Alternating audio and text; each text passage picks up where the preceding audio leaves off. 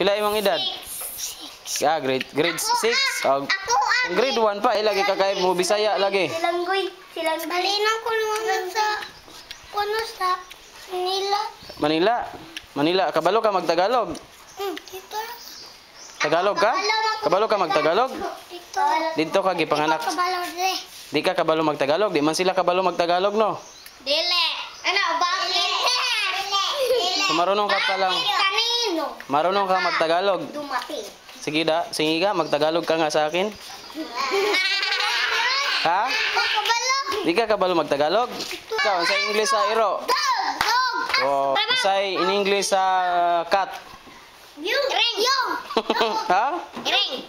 Sa in English sa cat. Kat. Ring. Oo. Sa in English sa cat.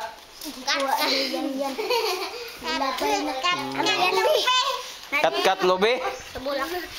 Ikaw, mukhaong kagalo. Unsa may manghatag sa kuwag kanang kisay daghan sa imong. Unsa may mga? Manghatag ka sa kuwag manok?